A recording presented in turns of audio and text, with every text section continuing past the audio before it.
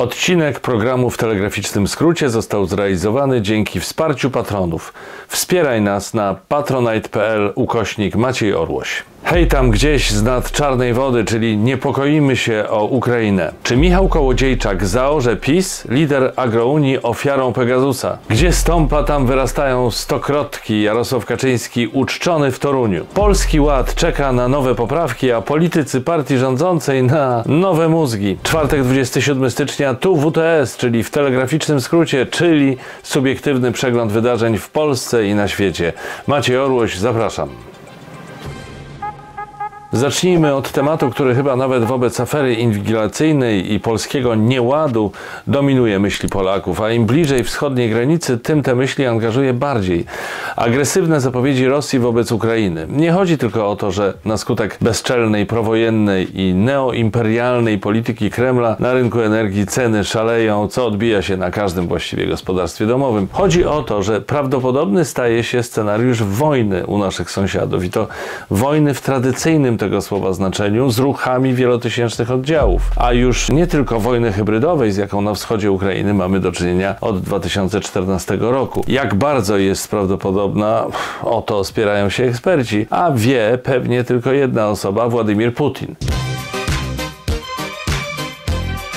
A przecież Putin jest przyjacielem Orbana, Marine Le Pen czy Matteo Salviniego, a to najbliżsi polityczni przyjaciele Jarosława Kaczyńskiego. No ale to chyba jednak nie jest takie proste, po prostu Kaczyński jest naiwniakiem. Czy większym od Donalda Tuska, który w polityce zagranicznej stawiał na Niemcy. Niemcy, które realizując projekt gazociągu Nord Stream 2 razem z Rosjanami naraziły Europę na całkowite uzależnienie od gazu z Rosji, które dały Putinowi broń o sile rażenia takiej jak atomowa, ale bez ryzyka politycznego, jakie użycie atomówki za sobą niesie. Te Niemcy, które dziś wykazują uderzający brak zainteresowania wsparciem Ukrainy w obliczu zagrożenia konfliktem zbrojnym. Być może Tusk był naiwniakiem, ale tego do końca wiedzieć nie będziemy, bo nie wiemy, jakby się Niemcy zachowały, gdybyśmy przez ostatnie 7 lat nie próbowali udowodnić całemu światu, że Republika Federalna to nasz wróg. I gdybyśmy przez ostatnie 7 lat nie szukali wzorców działania państwa po drugiej stronie granicy z obwodem kaliningradzkim. Niezaprzeczalnie Niemcy dziś zawodzą nadzieje, jakie wielu w nich pokładało, że będą stali na straży pokoju w Europie z użyciem tzw. miękkiej siły. Wychodzi na to, że zamiast tego okazują się miękiszonami. W negocjacjach nie można być, za przeproszeniem, miękiszonem. Wymowne w tym kontekście są słowa Witalija Kliczki, mera Kijowa. Przez długi czas mieszkałem w Niemczech i nadal mam tam wielu przyjaciół. Dlatego szczególnie boli mnie to, że w wielu kwestiach władzę przejęła opcja proputinowska, tak stwierdził były znakomity pięściarz wagi ciężkiej. Szczerze mówiąc, chętnie bym zobaczył swoją drogą, jak zamiast żołnierzy na placu boju stają Putin z Kliczką. Wiem, że Władimir Władimirowicz jest znanym judoką, ale jednak nie mam wątpliwości, że w starciu z Kliczką zostałby sprany na kwaśne jabłko. Dostawy sprzętu wojskowego płyną na Ukrainę z różnych miejsc świata, ale akurat nie słyszałem, żeby nasz rząd się garnął do podobnych akcji. Pewnie dlatego, że zbyt dużo środków teraz angażuje w budowę płotu na granicy z Białorusią. Co prawda, jeśli granicę będą próbowali sforsować nie bezbronni imigranci, a uzbrojeni żołnierze, oczywiście, to płot powstrzyma ich przez jakieś pół sekundy, ale na miliardowej inwestycji wzbogaci się, kto miał się wzbogacić, a na pomocy Ukrainie niekoniecznie. A może co innego gra tu też rolę? Nie wiem. Wiem natomiast, że w wielu kwestiach poglądy Zjednoczonej Prawicy są zbieżne z poglądami Konfederacji. A tak się przypadkiem składa, że kiedy ostatnio w Sejmie miała zostać przyjęta uchwała o solidarności z Ukrainą w konflikcie z Rosją, to tylko jedno ugrupowanie było przeciw. Zgadnijcie, które? Tak, zgadliście. Konfederacja. W sprawie Ukrainy zerkamy oczywiście z nadzieją na Stany Zjednoczone. Wiele osób ma wątpliwości co do tego, na ile zdeterminowany do przeciwstawienia się Putinowi będzie prezydent Joe Biden. Często podnoszone są jego niefortunne zachowania, budzące wątpliwości, czy wykonuje swoje obowiązki z pełną powagą. Na przykład to, że ostatnio na konferencji prasowej zapomniał o włączonym mikrofonie i nazwał jednego z reporterów głupim skurwysynem. Co prawda chodziło o reportera Co prawda chodziło o reportera Fox News, czyli telewizji, która poziomem sięga nie tylko Bruku, ale i TVP. Nie no, przesadziłem, TVP nikt nie dorówna, pomijając oczywiście telewizję państwową Rosja 1 czy telewizję w Korei Północnej. No ale jednak prezydentowi nie wypada nazywać synem reportera jakiejkolwiek stacji. Gdyby tak nazwał publicznie Putina, to co innego. To wypada, nawet trzeba. Można, jak najbardziej. Ale pewnie do tego nie dojdzie. W każdym razie, jeśli ktoś ma wątpliwości co do sprawności intelektualnej Bidena, to mam tu kilka słów pocieszenia. Sposób prowadzenia polityki amerykańskiej wobec Rosji jest gwarantowany nie tylko przez prezydenta, ale w ogromnym stopniu również przez machinę administracyjno-dyplomatyczną Stanów Zjednoczonych. Donald Trump chciał krajem sterować ręcznie, jak jednym ze swoich biznesów, a Biden nie. I to jest w całej tej sprawie pocieszające. No, to jest ciężki temat, więc teraz chwila oddechu. No, zwrot akcji, zmiana tematu. Po 18 latach włoski Sąd Najwyższy rozstrzygnął spór o ubikację. Tak, nie przesłyszeliście się, jak donosi Polsat News. Sąsiedzki spór toczył się w mieście La Spezia od 2003 roku, a dotyczył spłuczki zainstalowanej na cienkiej ścianie oddzielającej dwa mieszkania. Spłuczka była, jak się okazuje, zbyt głośna. Sąd Najwyższy orzekł, że na tyle głośna, że łamie to prawa człowieka. No cóż, zawsze wydawało mi się, że spłuczka, ta cholerna spłuczka może łamać prawa człowieka. I wreszcie doczekałem się potwierdzenia. Proszę bardzo. Halo, ciszej tam z tą spłuczką, program nagrywam. Przepraszam. Wracając jeszcze na chwilę do polityki międzynarodowej, pewną nadzieję na odwleczenie ataku Rosji na Ukrainę daje prośba przywódcy Chin, albo jak się czasem teraz mówi, na złość komunistom, zachodniego Tajwanu. Xi Jinping zaapelował do Putina, żeby swoje plany wobec Ukrainy wstrzymał, przynajmniej na czas Igrzysk Olimpijskich, bo potem to...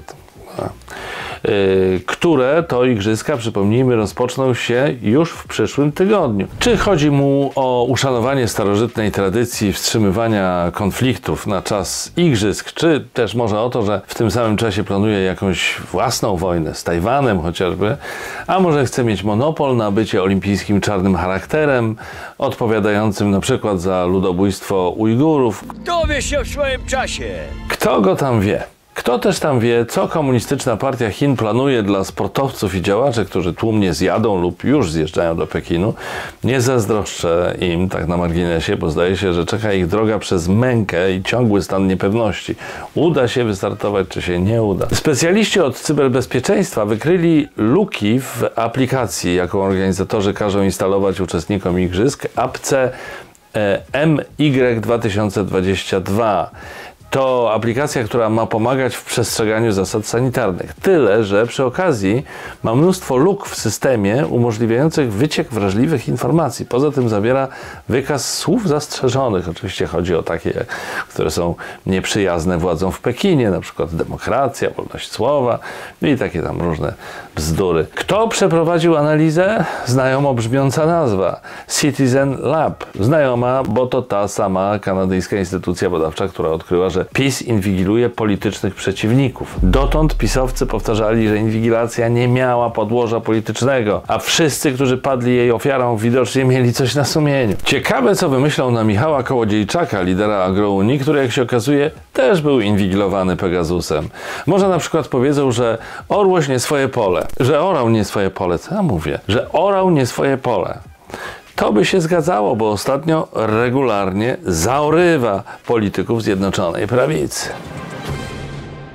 Tak, nasze służby zrobią wszystko, żeby zadowolić żoliborskiego Chingis Khana. Niektórzy w poddaństwie wobec Kaczyńskiego idą tak daleko, że czasem trudno właściwie wyczaić, czy coś jest serio, czy tylko tak dla żartu. Jak ta tabliczka w Toruniu. Ku pamięci męża stanu Jarosława Kaczyńskiego, który podczas spaceru po Parku Miejskim Cegielnia 29 lutego 2021 roku nadepnął na niniejszy konar, przełamując go z hukiem na pół.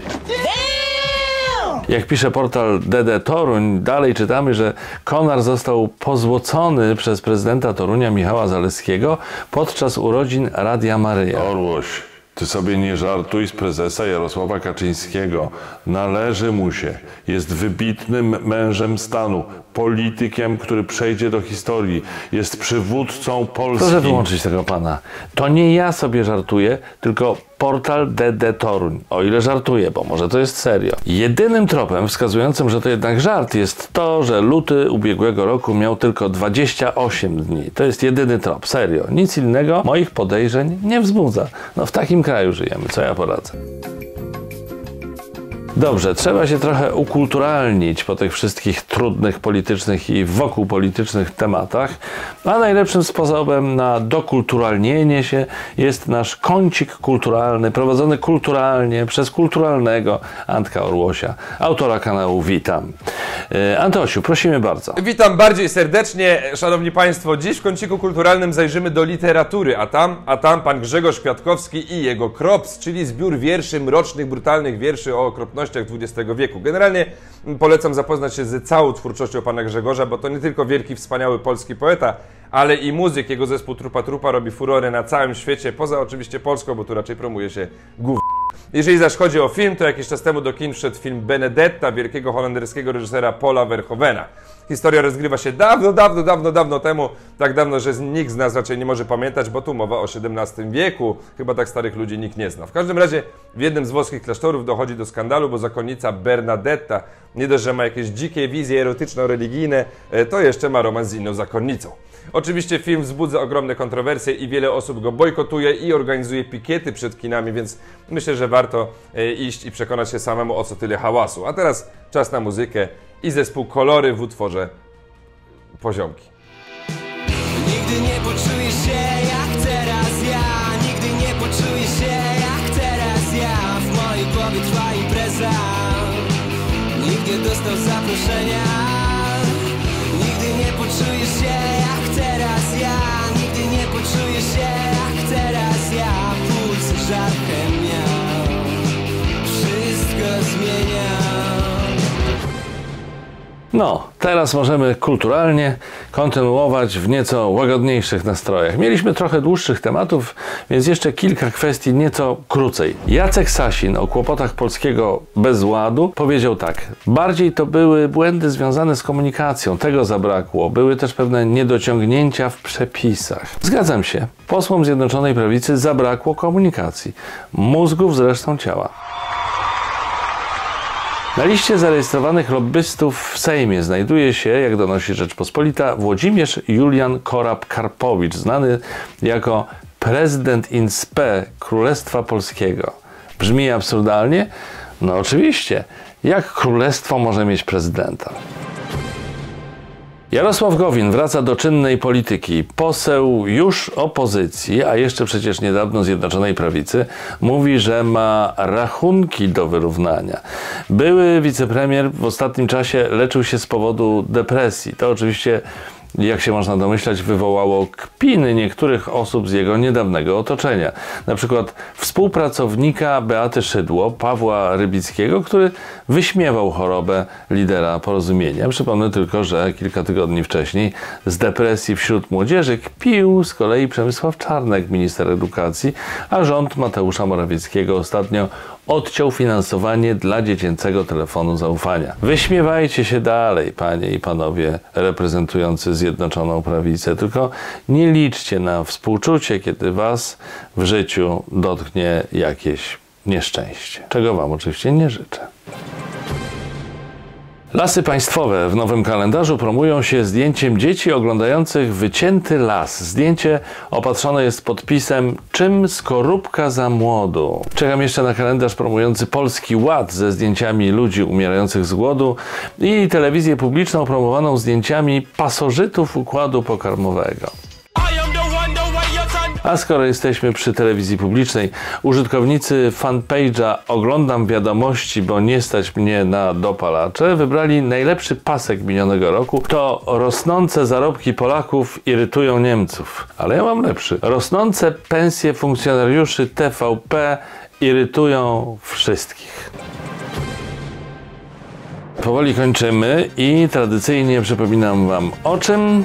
Czy ja się muszę denerwować? No chyba wiadomo o czym. O subach na YouTubie, o obserwowaniu na Facebooku, o komentarzach, o tym, że można WTS wspierać na patronite.pl, że można być patronem WTS-u. Mało tego, są też moje aukcje dla WOŚP. Może coś w tej sprawie damy radę zdziałać? Przypominam też o subach dla kanału Antka. Witam. No cholera jasna. Pozdrawiam Was serdecznie. Widzimy się w kolejnym WTS-ie już w niedzielę, w najbliższą niedzielę. Trzymajcie się. Cześć.